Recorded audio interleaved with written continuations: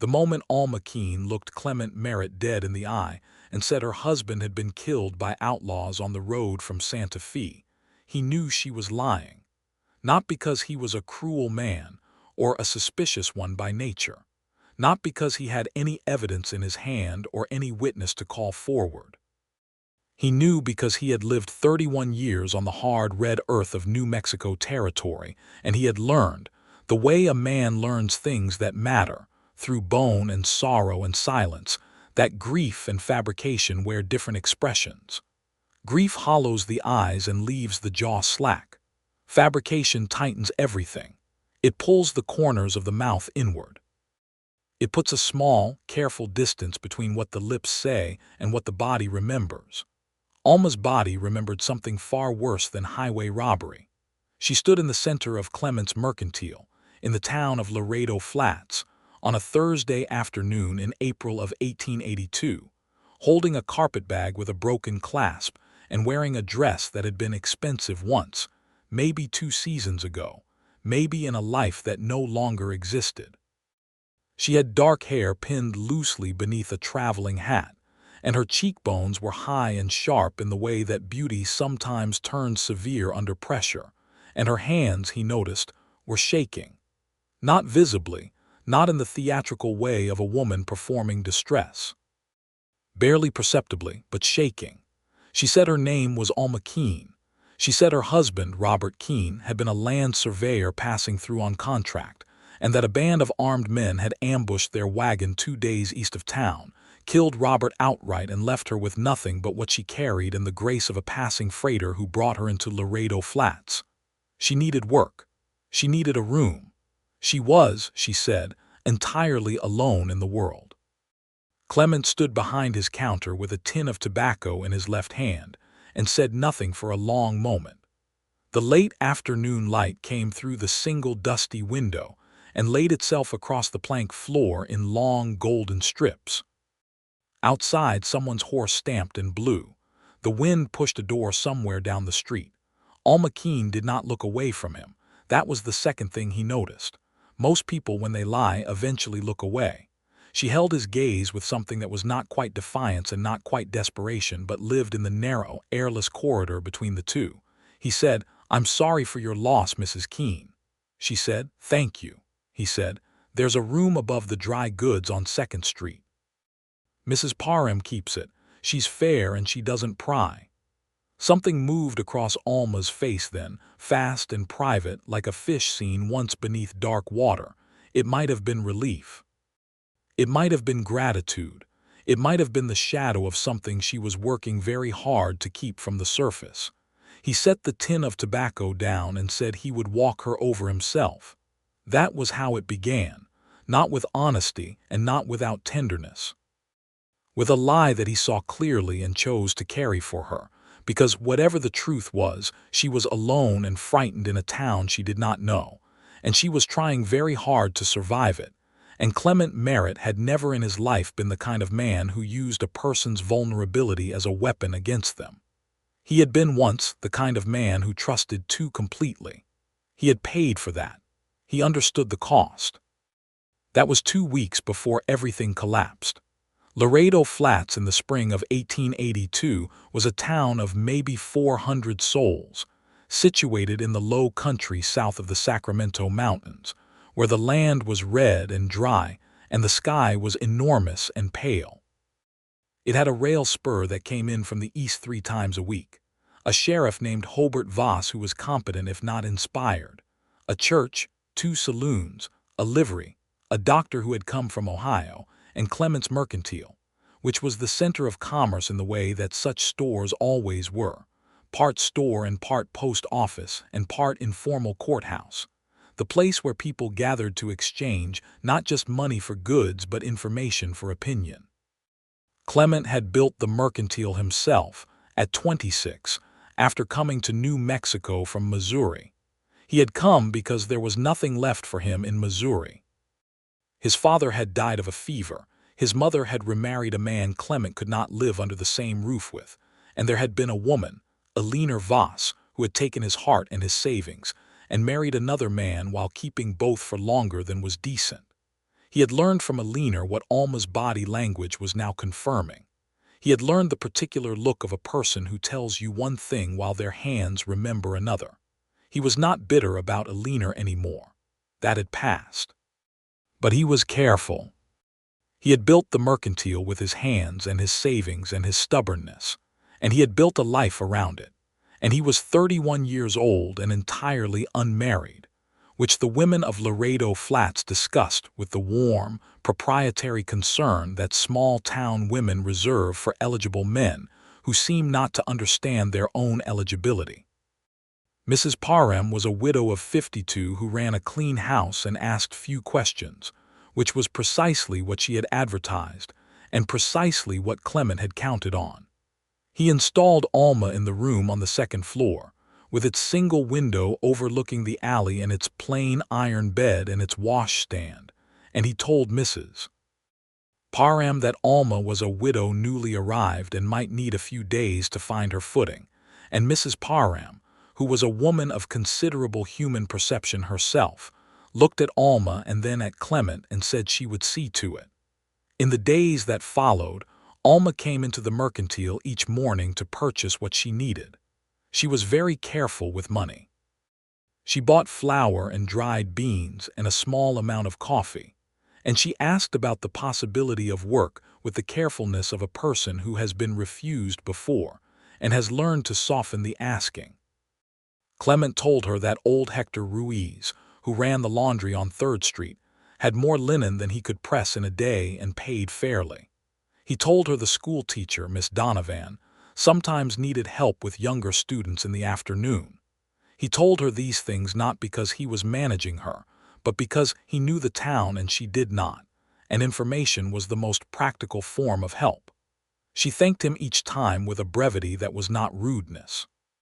She was not a woman who performed gratitude. She simply received it and moved on.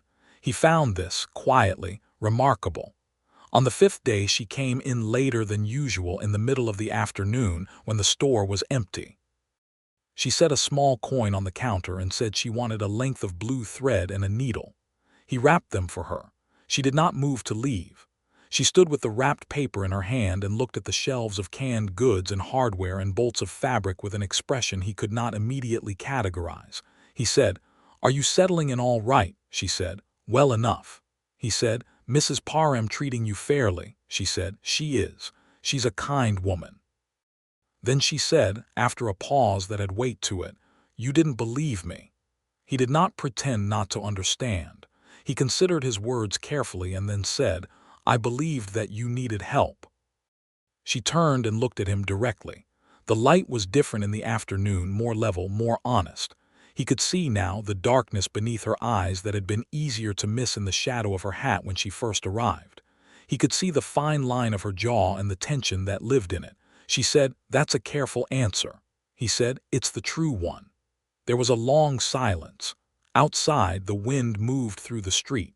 He heard the creak of the sign above the door. Alma set the wrapped thread down on the counter and put both hands flat on the wood, and he saw them shaking again, that same barely visible trembling, and he thought she was going to tell him something. He could feel it, the way you can sometimes feel weather before it arrives, the drop in pressure, the charged quality of the air. She said, "I'm sorry." He said, "You don't owe me anything." She picked up the thread and she left. He stood in the empty store for a long moment and thought about what it meant to choose, deliberately, to give a person room to be less than honest, and whether that was wisdom or something more complicated. He thought about Alina, and how different this was, and how strange it was that he could feel the difference so clearly even through the fog of not knowing the truth. Alina had been dishonest for personal gain. Whatever Alma Keene was hiding, she was not hiding it for gain. She was hiding it out of something that looked, from where he stood, very much like fear. On the 8th day, the man arrived. He came in on the Thursday train from the east, which was the same direction Alma's story had placed the ambush, and that alone would not have meant anything. But he went immediately to the saloon, and before he had finished his first drink, he was asking questions about a woman traveling alone, dark hair, expensive dress, arrived recently. The bartender, whose name was Cal and who was the most efficient conduit for information in Laredo Flats, told the man he hadn't seen anyone like that. Cal was not loyal to Alma by any particular bond. He had simply looked at the man asking the question and made a judgment about the kind of man he was. Cal was good at that. The man's name, Clement eventually learned, was Douglas Fane. He was 38, lean and weathered in a way that came not from outdoor labor but from a kind of internal scorch, as though whatever was burning in him had been burning for a long time. He wore good boots and a coat that had once been good, and carried a Colt revolver in a leather holster with the ease of a man accustomed to having it there. He was not a lawman. He had that particular way of watching a room that was not the watchfulness of an officer looking for trouble, but the watchfulness of a man looking for one specific thing. Clement heard about Fane from the livery boy, who had heard from the saloon girl, who had overheard Cal's conversation. This was how Laredo Flats worked. Information moved in braided streams. Clement was not naive enough to think that Alma's situation was going to remain secret. He was only hoping it would remain secret long enough for him to understand what he was dealing with. He went to Mrs. Parham's house that evening and knocked at the door. Mrs.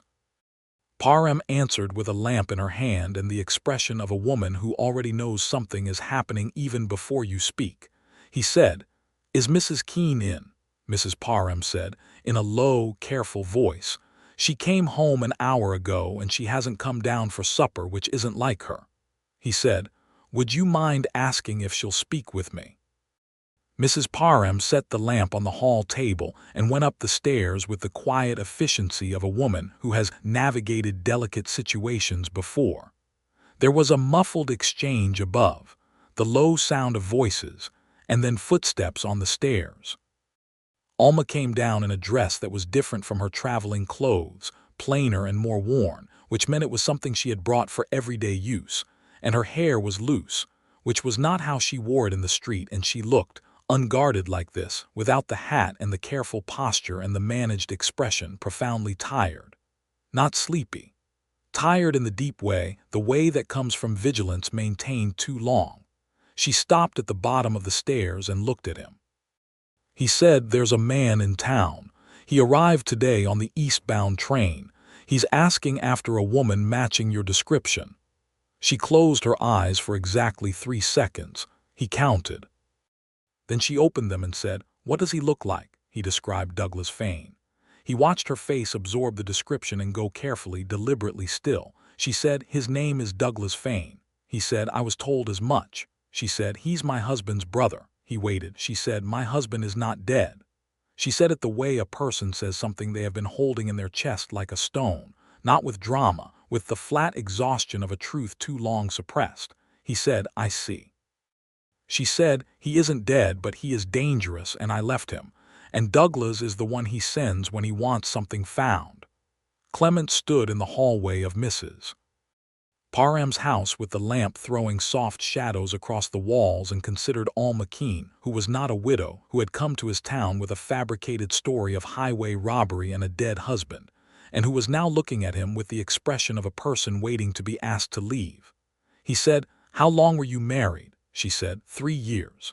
He said, "When did you leave?" She said, 6 weeks ago, from our house in El Paso." He said, "Did he hurt you?" The silence that followed this question was the longest one yet. It was the kind of silence that answers more completely than words. He said, "All right, you don't have to tell me the details tonight." She said, "Why are you doing this?" He said, "Doing what?" She said, "Helping me. You don't know me. I lied to you." He said, "You needed to lie to someone in order to be safe. That's not the same as lying to harm someone." She stared at him. In the lamplight her eyes were a dark, uncertain color, somewhere between brown and green, and they had in them right now a quality that he had not seen in them before. Not the controlled distance she had maintained since her arrival. Something more raw. Something that was beginning very carefully, very tentatively to resemble trust. She said, "You're a strange man, Clement Merritt." He said, "I've been told." He told her to stay inside tomorrow, to not go to the laundry or the school, to let him find out what Douglas Fane's intentions were before they decided on next steps. He told her he would speak to Sheriff Voss in the morning, not to report her, but to get a sense of what Voss knew and what room there was to maneuver. She said, "My husband has money. He has connections. Men like him can make arrangements." He said, "So can I." He said it quietly, without heat, and she looked at him as though the statement surprised her, and he supposed it did. He was a man who ran a dry goods store in a small town in New Mexico territory. He did not look like a man capable of standing between a woman and the people pursuing her. He looked like what he was, a merchant, tall and lean and sun-dark, with hands that were calloused from building and hauling and working, and a face that was not handsome in the flashy way, but was particular and strong-featured and reliable in the way that things built to last are reliable. What she did not know yet, and what he had no reason to tell her, was that before the mercantile he had spent 4 years as a deputy marshal in Missouri, that he knew how men like Douglas Fane operated, and that he was not as unresourceful as he appeared. He walked back to his store through the night air, which was cool and smelled of dust and cedar, and he unlocked the back room and took his own revolver out of the locked box where he kept it and checked it and loaded it, not because he expected to use it in the morning, but because the time for being unprepared had passed. He slept 4 hours and was at the sheriff's office by 7. Hobart Voss was a broad man of 50, who had the methodical temperament of someone who had survived long enough in difficult work to value steadiness over inspiration. He was already at his desk with a tin cup of coffee when Clement came in, and he listened without interruption while Clement laid out what he knew carefully, omitting nothing except the specific details of what Alma's husband had done to her, which were hers to tell or not as she chose. Voss said, "Fane hasn't done anything illegal on my street." Clement said, "Not yet." Voss said, "What's her legal situation? She's a married woman." "If her husband wants her home," Clement said, "if her husband wants her home, he can come himself and ask her. He sent his brother instead. That's not a man operating in good faith." Voss chewed on this. He said, "I can't run a man out of town for asking questions in a saloon." Clement said, "I know, I'm not asking you to, I'm asking you to watch." Voss said, "I'll watch." That was enough for now.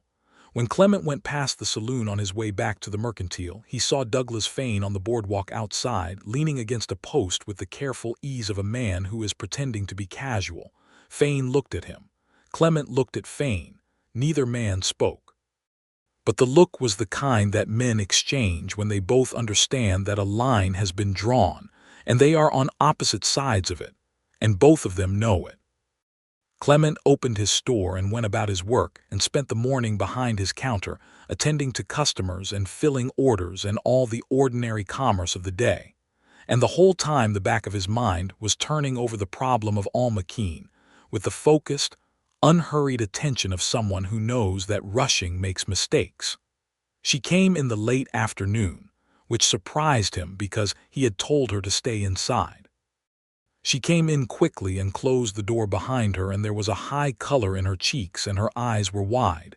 He said, "I told you to stay in," she said. "I know. He came to Mrs. Parham's house." The air in the store went very tight. "He said Douglas Fane came to the house," she said. "He knocked at the door." Mrs. Parham answered. "He said he was looking for his sister-in-law, Alma Fane, and gave my description." Mrs. Parham told him she had no tenant by that name and closed the door. Clement said, "Did she know it was you he was describing?" Alma said, "Yes. She looked at me over his shoulder before she closed the door, and I stepped back up the stairs and she didn't give me away." He thought of Mrs. Parham and felt a fierce, private gratitude for the particular intelligence of women who have lived long enough to know which men to close doors on. He said, "We need to move you," she said. "Where?" He thought for a moment. The options in Laredo Flats were limited. He had rooms in his own house behind the mercantile, which was both the most logical and the most complicated choice. There was a family on the edge of town, the Arrieta family, whom he trusted, but moving Alma there meant involving more people. There was the church, But Father Gaines was a moral man rather than a practical one, and might feel compelled to mediate between a woman and her husband's family in ways that would not help. He said, "You'll stay at my house for tonight. I have a spare room. I'll sleep in the store." She looked at him with that expression again, the one that was part way toward trust and still carrying the weight of long vigilance. She said, "People will talk." He said, "People already are. They were talking when you arrived alone. Let them talk, it's not the most urgent problem." She said, "You barely know me." He said, "I know enough." She said, "You know I lied to you." He said, "You told me the truth when it counted." He walked her through the back of the store and into the house through the rear door, which gave onto the alley, where Douglas Fane was not. The house was small and well kept in the particular way of a man who lives alone, and has made a private discipline of order, plain furniture, a good iron stove, books stacked on a shelf near the window, a braided rug his mother had made that he'd brought from Missouri 10 years ago, and kept out of sentiment he would not have admitted to in public. He showed her the spare room, which had a window overlooking the yard and a good iron bolt on the door, and he put a fire in the stove in the main room and made coffee and brought her a cup and sat across from her at the table and said, "Tell me about your husband." She wrapped her hands around the cup. The trembling was there again, but fainter this time. She was, he thought, a woman of considerable internal strength who had been operating at the outer edge of that strength for a very long time. She said his name was Warren Fane. She said he was a man of means and consequence in El Paso, a man with land and cattle and interests in several commercial ventures, a man whom the city knew as generous and charming. She said she had married him at 22, which was 2 years ago now, which made her 24, and she paused here and looked at Clement as though measuring his reaction to this, and he kept his face neutral and attentive. She said she had married him because she was alone. Her parents had both died within a year of each other, her father of a heart condition and her mother of the grief that sometimes follows grief, and she had been left without family and with limited means, and Warren Fane had been attentive and generous, and had seemed to her, in the early months, to be exactly what he presented himself as. She said that the first time he struck her was 4 months into the marriage. She said it with the same flat, weary precision with which she had said everything else, and Clement felt the words land in his chest with a weight that was both anger and something tenderer than anger. She said it had grown worse over 2 years, not uniformly. There were stretches of months that were almost ordinary, in which Warren was again the man she had believed him to be, charming and attentive, and she had tried to believe that those stretches were the truth of him, and the violence was the aberration. She said she had not told anyone because she was ashamed, and because she had no one to tell, and because men of Warren Fane's position in a city like El Paso were not easily challenged by a wife with no family and no resources. She said that 6 weeks ago he had done something that she would not describe except to say that it had changed her understanding of how far he was capable of going, and she had left while he was in a meeting with his cattle manager, with what money she had been able to access, and a carpetbag of what she could carry. She had not gone to the law. She said she knew enough about what the law was, and was not able to do for a wife fleeing a wealthy husband in 1882 to know that the risk outweighed the possible benefit. She had bought tickets going west and then doubled back east, and then gone north, changing direction at each stop, trying to make herself difficult to trace. She had ended up in Laredo Flats because the money had run to a point where she needed to stop, and she had heard, from a woman on the train, that it was a quiet town with decent work. The story of the dead surveyor husband, she said, had come from necessity. She had not been able to arrive in a strange town as a married woman fleeing her husband without raising questions she could not yet answer, and the fiction of widowhood had seemed, at the time, like the simplest way to make herself comprehensible to people who would otherwise ask things she could not safely answer. Clement sat across from her and listened to all of this, and when she finished he said nothing for a while. The fire in the stove ticked and settled. The night outside was dark and still. He said, "You chose well when you stopped here," she said. "I chose because I ran out of train fare," he said. "Sometimes that's how you find the right place." She looked at him across the table with something in her face he had not yet seen there, something unguarded and unmanaged. She looked at him and her lips parted slightly as though she was going to say something, and then she didn't, and the moment between them had a weight to it, a quality of presence, that was different from anything that had passed between them yet. He looked away first. He said she should sleep and that in the morning they would think about what to do about Douglas Fane. He said he would be in the store if she needed anything. He said the bolt on the door was solid. She said, "Clement." He turned back. She said, "Thank you, not in the general way, I mean specifically, for not using what I told you against me." He said, "I wouldn't," she said, "most people would." He said, "I know, sleep well, Alma." He went into the store and lay down on his bedroll behind the counter and did not sleep for a long time. In the morning, he spoke to Douglas Fane directly.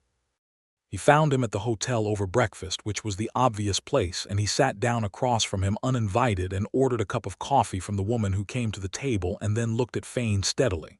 Fane said, "Can I help you?" Clement said, "My name is Clement Merritt. I run the mercantile on Main Street." Fane said, "Good for you." Clement said, "I understand you're looking for your sister-in-law." Something shifted in Fane's face. He set his fork down. He said, "You've seen her." Clement said, "I've seen a lot of people pass through this town. It's a busy street." Fane said, "Warren wants her home. She's his wife. He's worried about her." Clement said, "If Warren is worried about his wife's welfare, he's welcome to come and speak to the sheriff about it. We have a proper office. We're not unreasonable people." Fane said, "She's disturbed. She gets ideas. She needs to be with her husband." Clement looked at him and thought about the word disturbed and what it covered and what it was meant to cover, and he felt a cold, very clear anger that he kept entirely out of his face and voice. He said, "A woman who is capable of traveling alone across several hundred miles of territory, finding work, and conducting herself with sense and dignity does not generally strike me as disturbed." Fane said, "Where is she?" Clement said, "I think you should consider whether this is a town worth staying in." Fane said, "Is that a threat?" Clement said, "It's an observation. This town is small and tight-knit, and its people look after each other. That's a fact that a man in your position might want to weigh before he makes decisions." He drank his coffee and paid for it and left Fane at the table. He went directly to Voss after that and told him what had passed. Voss said he would have a word with Fane about the law as it applied to harassment and intimidation, which was not, technically, what Fane had yet done, but the warning was useful in establishing that the town's authority was engaged. Alma stayed in the house through that day. He brought her food from the store at noon, and she sat at his table and ate it with the appetite of a woman who has been under-eating for a long time, and she asked what had happened with Fane, and he told her plainly everything. She said, "He's going to send word to Warren." He said, "Probably." She said, "Warren will come himself." He said, "What kind of man is Warren Fane?" She said, "He's the kind of man who always wins. He's never not won anything." He said he hasn't met Laredo Flats. She almost smiled at that. It was not a full smile. It was the preliminary movement of one, the slight softening around the mouth that might, given time, become something more. That afternoon, he took out paper and wrote a letter to a man he knew in Santa Fe, a man named Gabriel Agnate who practiced law and who understood the particular situation of women under territorial law in ways that most people, including most lawyers, preferred not to think about. He asked Agnate what options existed for a woman in Alma's situation, and he sent the letter on the afternoon train. He also, that evening, sat down at the table across from Alma and asked her a different kind of question. He said, "What do you want? Not what you need to survive this. What do you want after?" She looked at him as though she had not been asked this in a very long time, perhaps had never been asked it in the precise way he was asking it, which was without any subtext of what the answer should be, without any expectation folded inside the question. She said, "I want to be somewhere that no one can take me back from." He said, "That's a start." She said, "I want to work. I want to be useful. I used to teach before I married. I was a teacher in a small school in Las Cruces for 2 years." He said, "Miss Donovan has been asking the school board for an assistant for 3 years." She looked at him. He said, "It's not charity. She needs someone." "You are someone with the right experience. It would take a conversation," she said. "Even with all of this going on," he said, "especially with all of this going on. The best defense you have in this town is being known and valued here. A woman with a position with people who rely on her is harder to simply remove than a stranger no one can account for." She sat with this for a moment. Then she said, "You think very strategically for a man who runs a dry goods store." He said, "I was a deputy marshal for 4 years before I came here." Her eyes widened slightly. He said, "In Missouri. I left because I was tired of violence. I came here to build something rather than police something." "But the knowledge doesn't leave," she said. "Why didn't you tell me that before?" He said, "You didn't need to know it before, you needed to know it now." She looked at him for a long moment, and the look had in it something layered and complex, a reassessment happening in real time, a woman rearranging her understanding of a person she had thought she had measured and finding that the measurement was short by a significant amount. She said, "All right, I'll speak to Miss Donovan." He went with her the next morning, walking beside her on the boardwalk with a deliberate unhurriedness, because the manner in which you are seen in a small town is itself a form of communication, and he wanted the town to see that Alma Keene was accompanied and known, and not alone. Miss Donovan was a small, energetic woman of 35 who had come from Pennsylvania to teach and stayed because the country got into you if you let it, and she had let it. She received Alma with the frank, appraising attention of someone who values competence over pedigree. And when Alma spoke about her teaching experience in Las Cruces, about methods and the particular challenges of mixed-age classrooms, Miss Donovan's assessment shifted visibly from cautious to interested to decided in the space of about 4 minutes. She offered Alma a part-time position assisting in the afternoons, 3 days a week, at a wage that was modest but real. Alma accepted without hesitation. On the walk back, Clement said nothing, and Alma said nothing for half the block, and then she said quietly, "I haven't felt this in a long time." He said, "What?"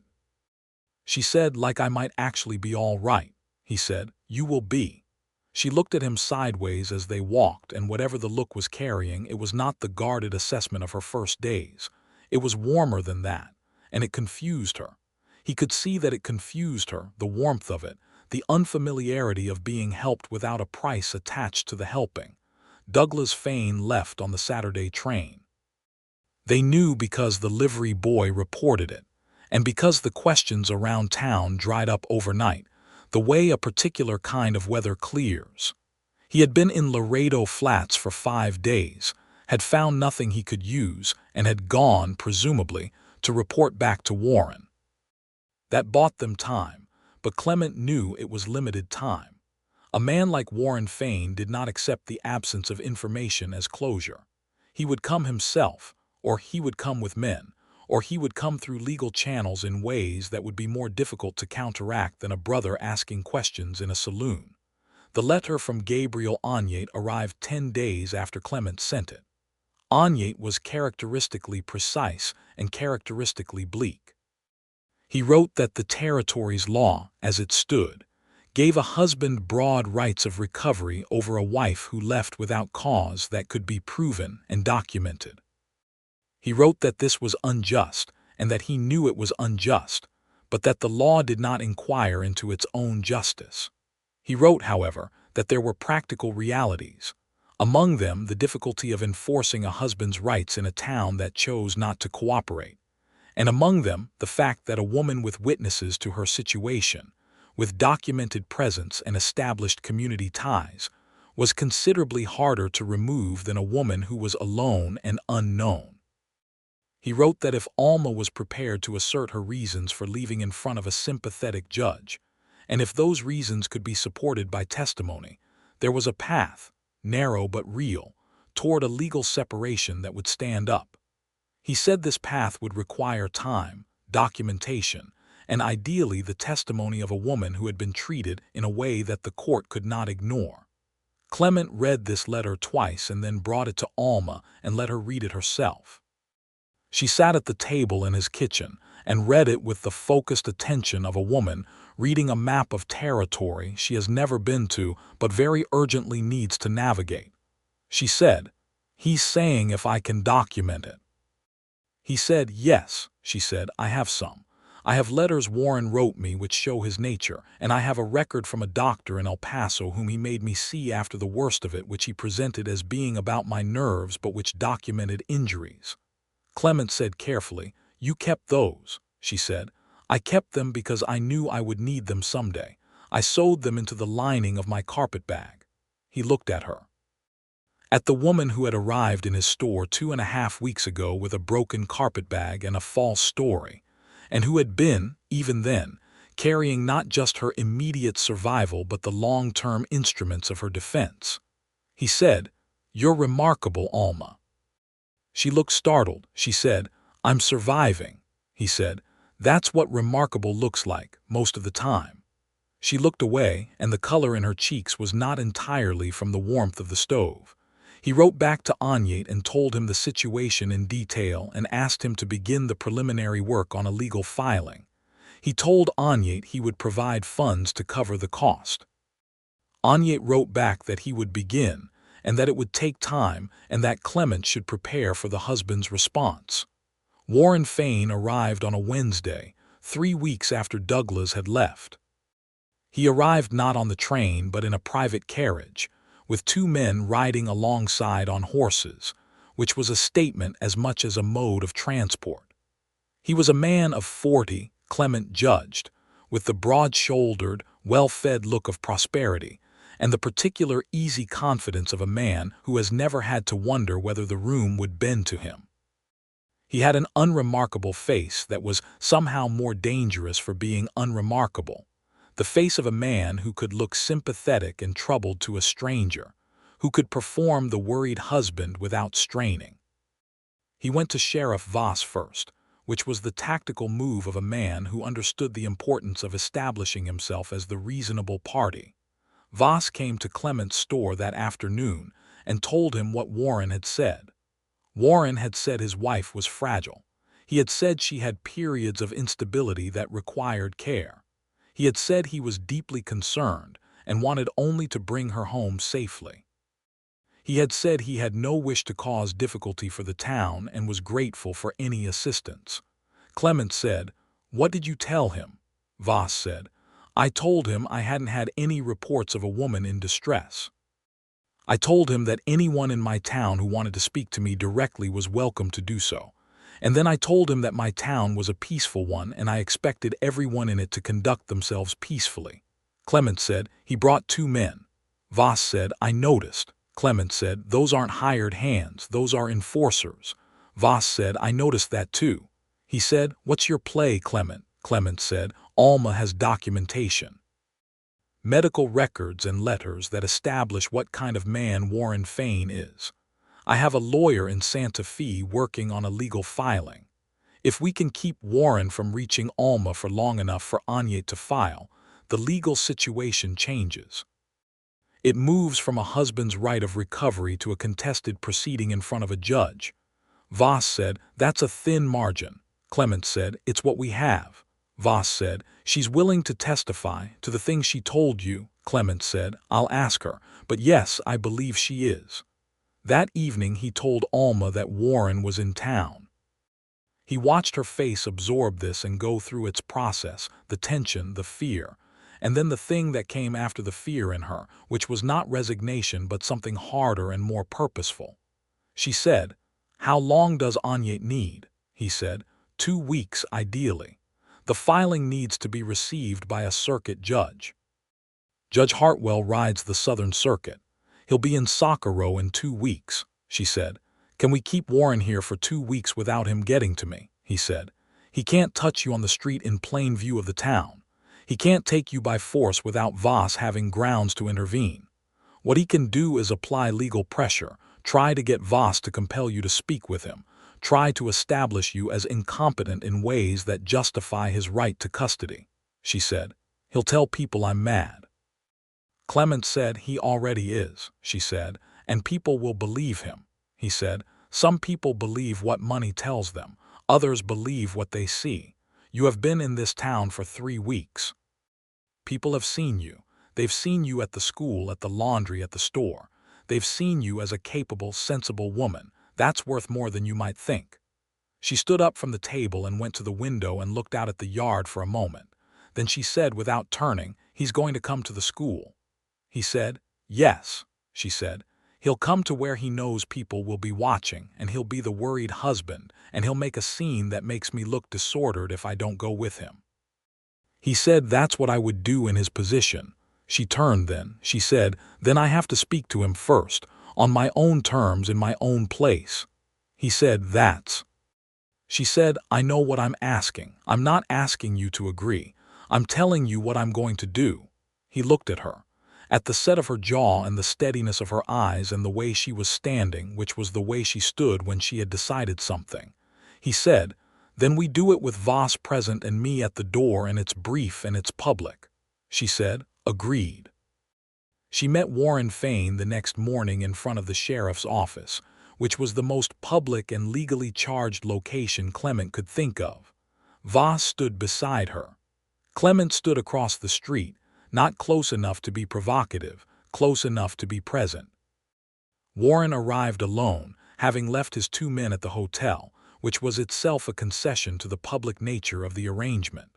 He came down the street in his good coat, and his easy walk, and Clement watched him see Alma and watched the expression that moved across his face, something that was meant to look like relief and love and didn't quite achieve either.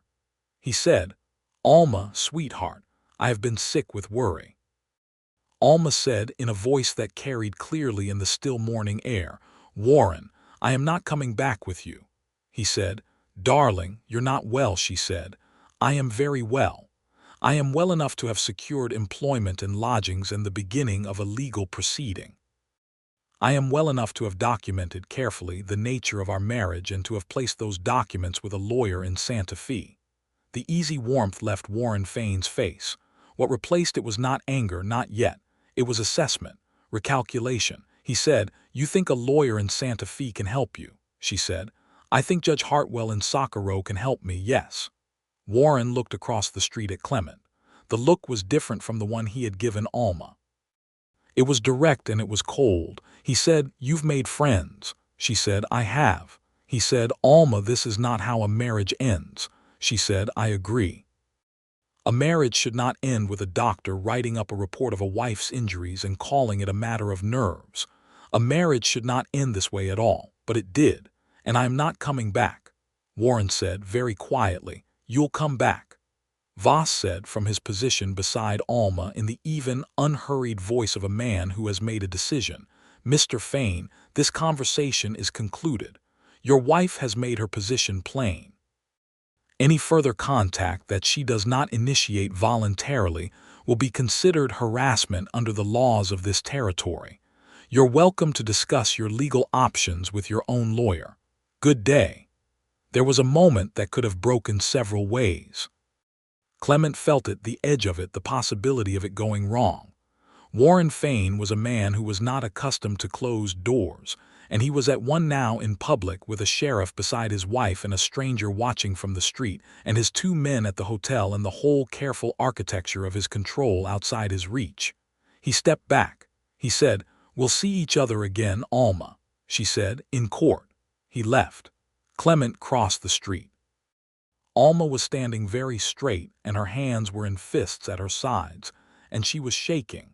Not the barely perceptible trembling of her first days, but a full, visible shaking that she was bracing against with everything she had. He stood beside her and said nothing for a moment. Then he said, "That was the bravest thing I've seen." She said, "Don't." He said, "All right," she said, "I'm going to fall apart in about 10 minutes and I'd rather not do it on the street." He said, "My kitchen then." She fell apart in his kitchen as predicted, and it was not the theatrical kind of falling apart.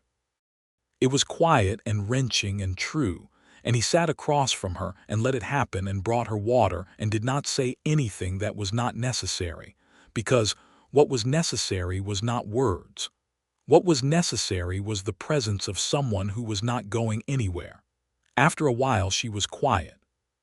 She wiped her face and drank the water and said, "He won't give up." He said, "No, but now it's a legal matter, not a personal one, and legal matters have outcomes." Warren Fain stayed in town for 3 days. He spoke to people. He told his version of things with the polished ease of a practiced man. He said Alma was unstable, that she had always been fragile, that he had done everything a man could do and she had still come apart. He said it with such sincere-seeming distress that several people who did not know Alma found themselves moved by it. But Laredo Flats was a small town, and it had watched Alma Keene for 3 weeks. It had seen her at the school, patient and capable. It had seen her at the laundry, working without complaint. It had seen her on the street, purposeful and quiet. And it had seen, on Thursday morning in front of the sheriff's office, the way she stood up to a man who called her unstable in the steady, clear voice of someone who was plainly anything but. Miss Donovan, who had come from Pennsylvania and therefore had no patience for the performance of Southern gentility, told 3 people directly that she had worked with Alma for 2 weeks and found her to be one of the more capable and composed people she had encountered, and that any man who called his wife unstable in public while accompanied by hired muscle was telling you far more about himself than about her. The Arrieta family, who had known Clement for years and trusted his judgment as they trusted few people's, made their own quiet assessment and offered Alma their hospitality and visible support. Even Cal at the saloon, who made no bones about having no particular opinion on domestic matters, remarked to several patrons that, in his experience, men who needed 2 riders to accompany them on a visit to a town of 400 were not generally men with nothing to hide. On the 3rd day, Warren Fain got in his carriage and left, with his 2 men behind him. The town watched him go and then went about its business. Alma came into the mercantile that afternoon and sat in the chair he kept behind the counter for moments when the store was empty and there was reading to be done, and she sat in it with the particular quality of someone in whom something has unclenched. She said, "He's gone." He said, "He is." She said, "For now." He said, "For now. Anyate will file in 9 days. Once it's filed, Warren's options narrow significantly." She looked at the shelves, at the orderly rows of tinned goods and bolts of fabric and rope and hardware, and she said, "This is a strange place for a former deputy marshal to end up." He said, "I like it." She said, "So do I." The warmth in that sentence was different from anything she had said before. It had in it a belonging, a beginning of it, the tentative first movement of a person who has been without roots for long enough that the possibility of them feels both desired and frightening. He said, "Alma." She looked at him. He said, "I want to ask you something, and you can say no and it won't change anything about your situation or my willingness to help you. I want you to know that before I ask." She said, "Ask." He said, "Would you let me take you to supper at Rosario's? Not because it's useful, because I'd like to." She was quiet for a moment. Then she said, "Rosario's on 5th Street." He said, "Yes." She said, "I've smelled that food every evening and wondered." He said, "Saturday then." She said, "Saturday." He had not taken a woman to supper in 4 years, and he had not particularly felt the absence until now, or rather he had felt it as a general low-grade awareness in the way that you are aware of a missing tooth, without specific longing. Now it felt specific. Now he found himself thinking about it at odd moments during the days between Tuesday and Saturday, which was an experience he had not expected, and which he examined with the same careful, honest attention he gave to any other significant thing. He liked her. That was the simplest way to put it, and he preferred simple where it was available. He liked the precision of her mind and the courage in her, and the way she did not perform her emotions, not grief and not gratitude and not, he was beginning to notice, warmth. When she was warm it was direct and real, without the softening artifice that some women used to make warmth palatable to men who found it otherwise threatening. She was warm the way a real fire is warm, specifically and genuinely, and with some heat in it. He also thought she was beautiful, which was a simpler observation that coexisted without contradiction with all the more complex ones. Saturday came warm and still, with the last of the sunset still coloring the western sky when he knocked on Mrs. Parham's door at 6 o'clock. He had moved Alma back to Mrs. Parham's after Warren left, because it was right, and because the risk had reduced, and Mrs. Parham had received her back with the expression of a woman who had already decided whose side she was on, and was pleased to find the situation warranted her choice. Alma came down in the dress she had been altering with the blue thread she had bought on her 5th day in Laredo Flats. She had let it out or taken it in. He couldn't tell which, but it fit her now with a different quality than her other clothes, more as something chosen than as something that had survived. It was a deep blue, and it did something very specific for her coloring, and he told her so without preamble, which made her pause on the bottom step and look at him with the expression he was beginning to identify as her version of being caught off guard. She said, "Thank you," he said. "Shall we?" Rosario's was run by the Castellano family, who had been in that corner of New Mexico territory since before it was a territory, and who cooked the kind of food that made the architecture of the restaurant irrelevant. The room was low-ceilinged and lit with oil lamps, and there were 4 other tables occupied by people who looked up when Clement and Alma came in and then went back to their food, except for 2 women who clearly filed the information for later use, which was fine. He had expected as much. They ordered from Maria Castellano, who had brought him food for 5 years, and who looked at Alma with the interested, privately pleased expression of a woman who feels that this was overdue. Over supper they talked, and this was different from the conversations they had had before, which had all been in service of a problem. This was talking for its own sake. She told him about Las Cruces, about the school she had taught in, about a particular student named Hector who had been 8 years old, and had come in every morning having done his reading and asked questions that made her reach for answers she hadn't known she had. He told her about Missouri, about the deputy marshal years, about a case involving a land dispute that had taught him more about human nature in 6 months than anything before or since.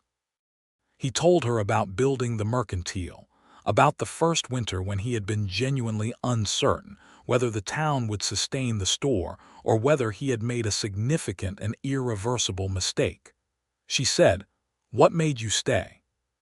He said, "By spring I knew most of the families in the area. I knew who was struggling and what they needed. I knew the town well enough to see what was worth building toward. You can't know those things and then simply leave." She said, "You stayed for other people." He said, "I stayed because other people made it worth staying for. There's a difference." She looked at him across the table with the lamp light between them and said, "You're not what I expected." He said, "What did you expect?" She said, "A transaction, someone helping because there was something in it. I couldn't figure out what you were waiting to collect." He said, "Nothing," she said, "I know that now." He said, "Did it take you this long to believe it?" She said quietly. "Yes, I'm sorry," he said. "Don't be. Given your experience, it's only sensible." She looked down at her plate and then back up at him and said, "I'm not used to being understood rather than managed." He said, "I know." She said, "I'm going to have to be careful with you." He said, "Careful how?" She said, "Careful not to confuse gratitude with something else." He looked at her steadily. He said, "Are you all ready?" She said, "I don't know." He said, "That's an honest answer." She said, "I try." The supper ended slowly, neither of them in a hurry for it to be over, and he walked her back to Mrs. Parham's through the cool dark of the street with the stars very bright above, and the town quiet around them. And at the door he said good night, and she said good night and went inside.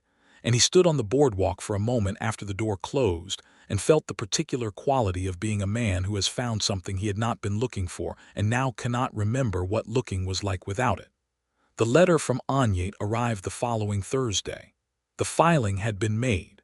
Judge Hartwell had received it. A hearing date was set for 6 weeks hence in Socorro. The filing contained the documentation Alma had provided, the medical record and the letters, and Anyate had written an accompanying statement of fact that was, in his words, difficult to ignore. Clement brought the letter to Alma at the school in the afternoon. She read it standing in the empty classroom with the afternoon light coming through the tall windows and the smell of chalk and wood around her. He watched her read it and watched what happened in her face when she finished, which was not celebration. It was something quieter and more profound. It was the expression of a person who has been in a narrow place for a very long time and has just seen that the walls are not as they appeared permanent. She said, 6 weeks. He said, 6 weeks. She said, and then it's done, he said. The hearing is in 6 weeks. The judgment could take longer, but Anyate is confident. She folded the letter and held it.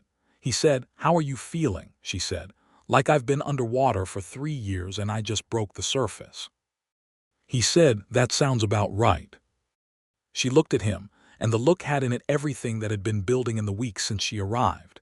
Everything that had moved and shifted and grown in the difficult space between two people who had come together under pressure and found something in each other that surprised them both.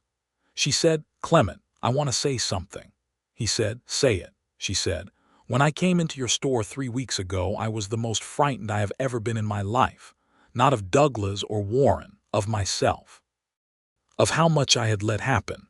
Of how far I had let things go before I left. And you looked at me and you knew I was lying and you helped me anyway. Every day since then you have just been there, without asking for anything in return and without making me feel like a burden or a project or a problem. She paused. She said, I don't know what to do with that. He said, you don't have to do anything with it. She said, that's not what I mean. He said, what do you mean? She said, I mean I think about you. When you're not there, I think about you. And I think that's not gratitude. I think that's something else. The classroom was very quiet. Outside, children were shouting somewhere in the distance, running and free in the afternoon. He stepped toward her, not quickly. Carefully, in the way that a person approaches something they don't want to startle, he said, Alma. She said, yes. He said, I have been trying very hard to let you arrive at your own conclusions in your own time because you deserve that and because anything else would be the same kind of management you've been trying to escape. She said, and, he said, and I am finding it increasingly difficult, she said, then stop trying. He took her hand. She let him. Her hand in his was smaller than he had somehow expected, and it was not shaking. For the first time since she had arrived in his town, her hands were still. He said, I'm a straightforward man. She said, I know. He said, I want to court you properly. When this is settled and you're free and you can make choices without the shadow of all of this over them. I want to do it right, she said. What if I don't want to wait? He looked at her. The afternoon light was in her hair and her eyes were very clear. He said, then we don't wait, but I still want to do it right. She said, what does right look like to you? He said, walking with you, talking with you. Taking you to Rosario's again and to church if you want, and to the spring fair when it comes and letting you decide what this becomes. She said, that sounds, and stopped. He said, what? She said, that sounds like something I had given up believing in. He squeezed her hand gently. She squeezed back. This was not a kiss. It was not yet that. It was a handhold in a classroom in New Mexico territory in the spring of 1882, with chalk dust in the air and the sound of children outside, and it was the most significant thing that had happened in either of their lives in a very long time. The 6 weeks that followed were the strangest of Clement's adult life. They were not without worry. Warren Fain sent a lawyer's letter to Voss and to Anyate, asserting his rights and questioning the legitimacy of the filing on procedural grounds that Anyate efficiently dismantled in a return letter. There was a period in the 4th week when a rumor went through town that Warren had engaged another lawyer in Albuquerque, someone with greater resources, and Clement spent several long evenings going over the documentation with Anyate by correspondence, tightening every possible weakness. But alongside the worry, there was something else. There was the walking with Alma in the evenings along the road that led out past the Arrieta place, where the country opened up and you could see the mountains in the distance, still capped with snow in early spring, and the sky was everything. There was supper at Rosario's twice more, and there was the spring fair in the 3rd week. which arrived as Clement had told her it would, with fiddle music and tables set out in the street, and the whole town finding excuses to stand together in the warm evening. He danced with her at the fair. He was not a particularly skilled dancer, and she laughed at him, an open, unguarded laugh that he suspected she had not used for a long time, and he laughed back. And Maria Castellano, who was watching from the edge of the dancing, said something in Spanish to her mother that made her mother smile. Mrs. Parham said to Clement, in passing, one afternoon when he brought her a parcel that had arrived at the store, "She's a different woman than she was when she arrived." He said, "She's becoming the woman she always was." Mrs. Parham looked at him with the expression of someone assessing whether a man understands the weight of what he just said, and appeared to decide that he did. Alma had a dream one night in the 5th week that woke her, and she could not sleep again, and in the morning she came to the mercantile earlier than usual and told him about it. Not because it was dramatic, but because it was easier, she said, to tell him things than not to. The dream was that she was back in El Paso in the house she had shared with Warren, and the doors were all locked from outside, and she could hear Clement's voice somewhere far away but could not reach him. She told him this with the frankness she applied to everything now, without performance, and he listened and then said, "That's not where you are," she said. "I know, that's why I came to tell you." He understood that. He understood, in the particular way that he understood things about her now, that she had come to tell him not because she needed reassurance, but because the telling was itself the act of placing herself correctly in reality, in the life she was building, in the town she was in, with the man who was not behind a locked door but across a counter with a tin of tobacco in his hand and a face that was very glad to see her. He said, "You're here," she said. "I'm here." They looked at each other across the counter, and everything in the air between them was warm and present and real. He kissed her for the first time 3 days before the Socorro hearing. It was not planned. They were standing in the yard behind his house in the late afternoon, where he had been mending a fence post that had come loose in the wind, and she had come out with 2 cups of coffee, and she handed him his, and they stood together looking at the long reddish light across the yard, and she said something about the mountains looking different in the spring light, and he turned to look at her instead of the mountains, and she was already looking at him, and the distance between them was nothing at all. He said, "May I?" She said, "Yes." He kissed her with the same quality he applied to everything that mattered, carefully, without hurry, with his full attention.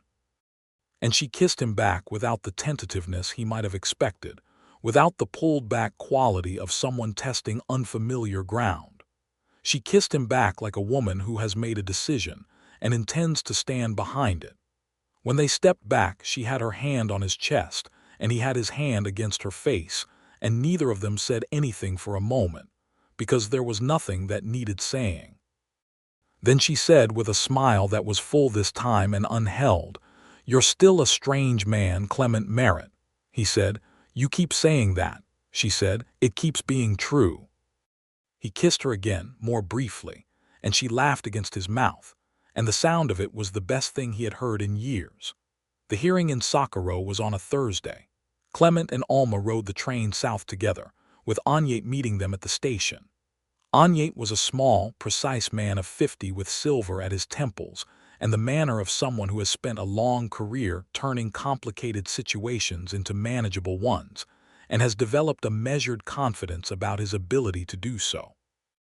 Warren Fain was there, with his Albuquerque lawyer, and they sat on one side of the courtroom, and Alma sat on the other with Agnete beside her and Clement behind her in the gallery, close enough that she could feel him there. Judge Hartwell was a man of 60 who had the face of a weathered canyon wall, and the reputation for being exactly what his face suggested, hard and durable, and not susceptible to charm or money or performance. Warren's lawyer argued procedurally and emotionally. He argued that Alma was a woman who had left a devoted husband without cause. He argued instability and fragility. He presented Warren as a man who had only ever wanted the best for his wife. Agnete presented the medical record from El Paso. He presented 3 of Warren's letters, read aloud into the court record, letters that had been written after episodes of violence, and which contained, among the apologies and endearments, admissions that no careful lawyer would have allowed his client to write if he had known they would one day be read in a courtroom. He presented a sworn statement from the El Paso doctor who had written, 6 weeks ago, at Agnete's request, a clarifying affidavit about the nature of the injuries he had documented in that first report. Alma testified. She sat in the witness chair and spoke in the same level, precise voice she brought to everything, and she described 2 years and 8 months of marriage with the factual clarity of someone who has processed it long enough to report it rather than relive it. She was not theatrical. She did not weep. She looked at Judge Hartwell and answered his questions and several of Warren's lawyers' questions with the same unshaken composure, and Clement sat in the gallery and felt, for the second time, that she was the bravest person he had ever been in the presence of. Judge Hartwell ruled from the bench. He granted the separation. He found in the documentation sufficient evidence to support Alma's account and insufficient grounds for Warren's claim that she should be compelled to return. He noted, in a brief and bleak sentence, that the law of the territory as it stood was imperfect in its protections for women in such situations, and that the court would do what the law permitted it to do and no more. It was not, Agnete told them afterward, a full legal divorce, which would require more time and a different kind of proceeding. But it was a legal separation with a court record. It established Alma's right to live independently and named the grounds for that right. It made Warren's position legally precarious in a way that practical men recognize and respond to. A man of Warren's position did not survive repeated court appearances on the subject of his conduct toward his wife. He had a reputation to protect. The separation, with the record it created, was in many ways more powerful than a quiet divorce would have been. Agnete said, "He won't pursue you further, not publicly, not with this on the record." Alma said, "You're certain?" Agnete said, "I'm experienced, which is better than certain." She turned to Clement, who was standing just behind her in the corridor outside the courtroom, and she looked at him for a long moment and then said, "It's done." He said, "It is." She put her arms around him, not tentatively. She put her arms around him and her face against his shoulder, and he held her in the corridor of the courthouse in soccer row with the afternoon light coming through the high windows, and she was shaking again, but this time it was different. This time it was the releasing kind. He said into her hair, "You're free," she said, muffled against his shoulder. "We should probably talk about what that means." He said, "We have a train ride home." She laughed. He felt it against his chest. They talked the whole ride back. They talked about everything and nothing, the way that people talk when the emergency is over and the ordinary extraordinary of being alive together is what's left. They talked about the school and about Miss Donovan's plans for the autumn term. They talked about whether Clement should expand the mercantile's inventory to include more farming equipment now that the homesteading in the area was increasing. They talked about Missouri and El Paso and Las Cruces and what it meant to have arrived somewhere that felt, against all expectation, like the place you were supposed to be. When the train pulled into Laredo Flats in the early evening, the sky behind the town was extraordinary, all red and amber and a deep, impossible blue at the edges, the kind of sky that New Mexico puts on without effort and without apology, as though it has no need to impress anyone and does so anyway. Alma stood on the platform with her bag and looked at it. She said, "It's a beautiful country." He said, "It grows on you." She said, "It has." He said, "Alma." She turned. He said, "I have been thinking about something and I have been waiting for the right moment, and I think this is it, or close enough." She said, "What?" He said, "I know the timing is still new. I know you've had almost nothing but difficulty for 3 years and you've just come through the biggest of it, and I understand if this is too soon. But I've known my own mind since about the 3rd week you were here, and I've been trying very hard to be patient and sensible about it." She said, "Clement." He said, "Let me say it." She said, "All right."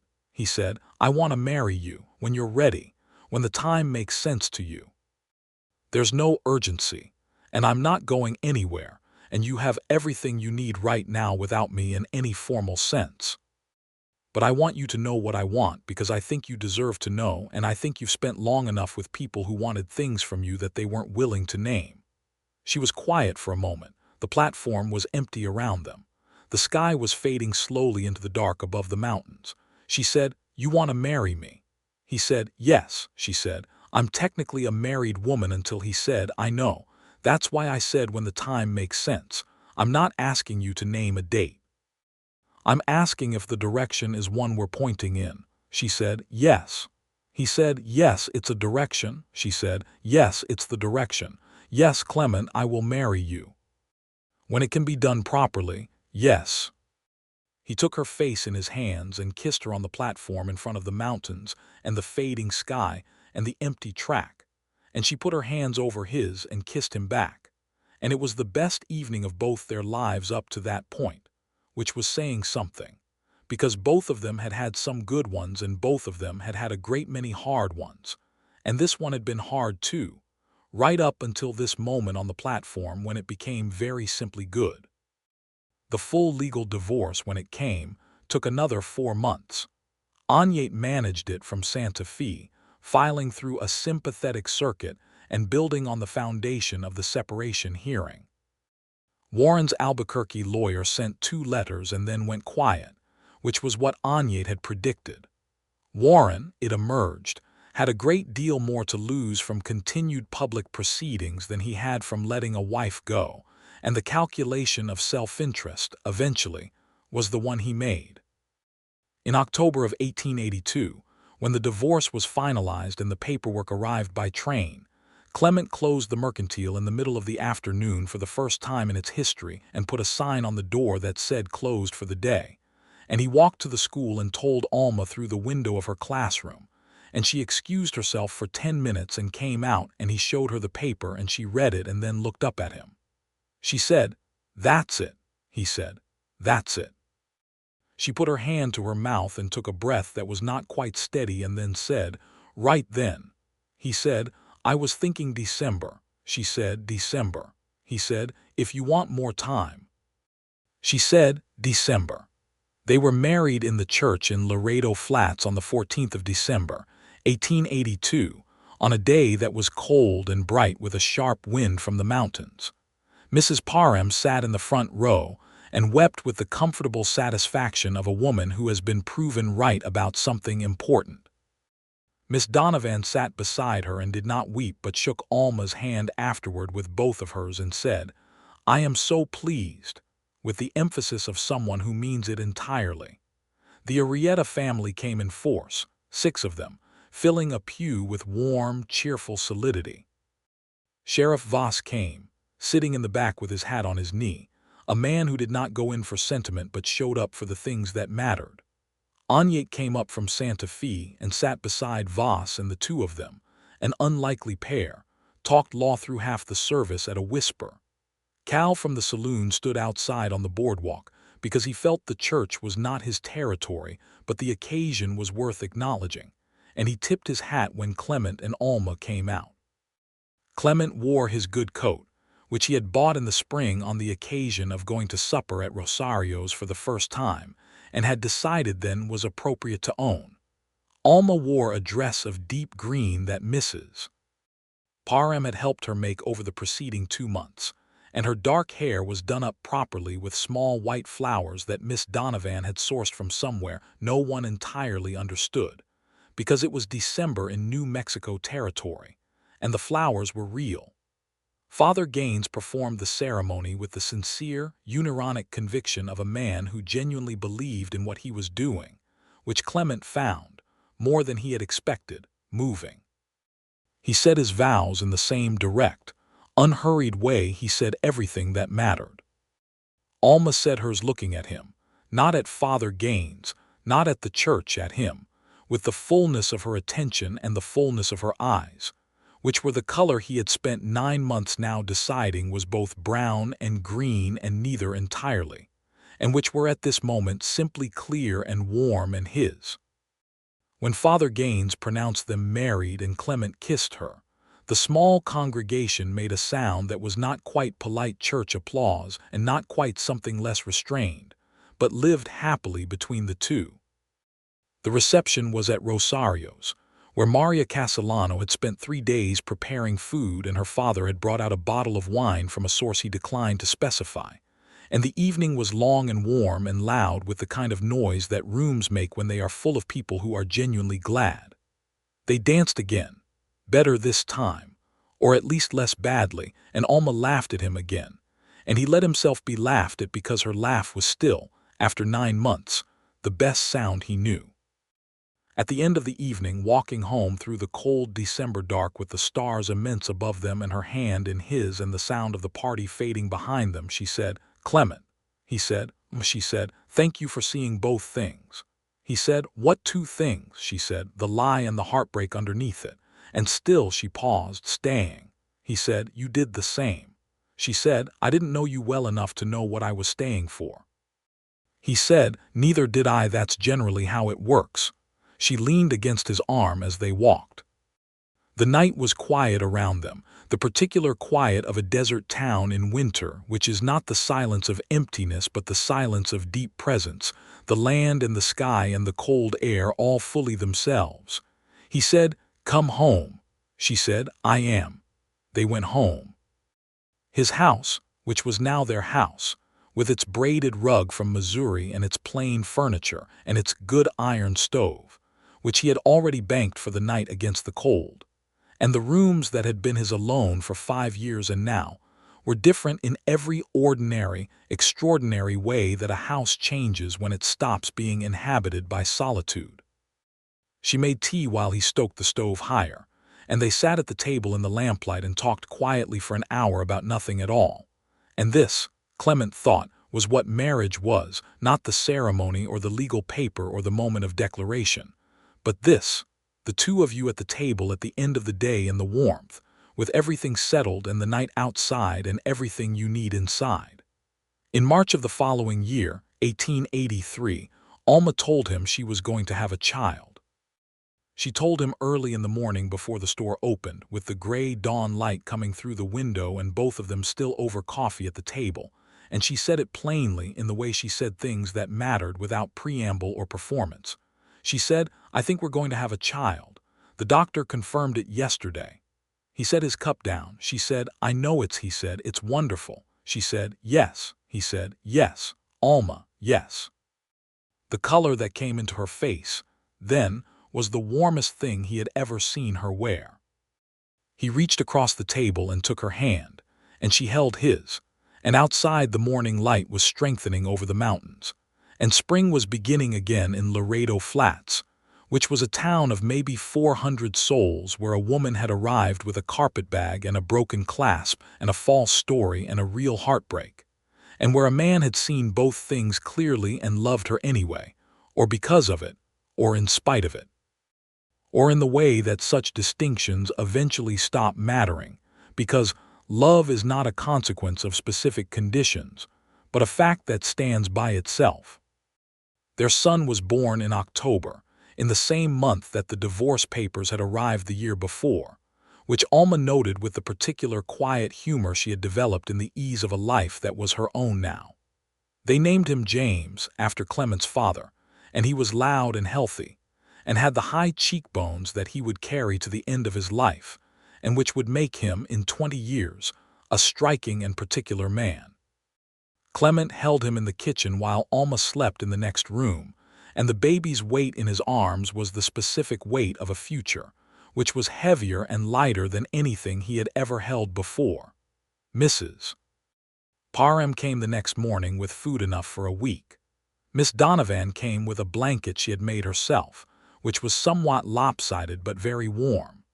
The Arrieta family came in waves over the following days, each bearing something useful or delicious, and the school gave Alma a month of paid leave, which she accepted with the practical grace she brought to all good fortune.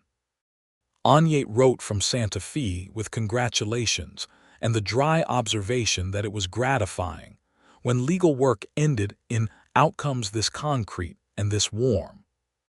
Voss came by the house and stood in the doorway and looked at the baby in Clement's arms and said, "Well done," which was high praise from Voss, and everyone understood it as such. Cal from the saloon sent a bottle of whiskey with a note in his sparse handwriting that said simply, "For the occasion." Clement put it on the shelf and thought he might keep it there. In the years that followed, the mercantile grew. Clement expanded it in 1884 with a second room for farm equipment, as he had discussed with Alma on the train home from Socorro, and the town grew with the territory, and the store grew with the town. Alma stayed at the school 3 days a week through James's first 2 years, and then returned to full-time when he was old enough to spend mornings with Mrs. Parham, who was delighted to have him, and whose house he made significantly less quiet. They had a second child in 1886, a daughter they named Clara, who arrived with a full head of dark hair and the determined expression of someone who has made up her mind about something.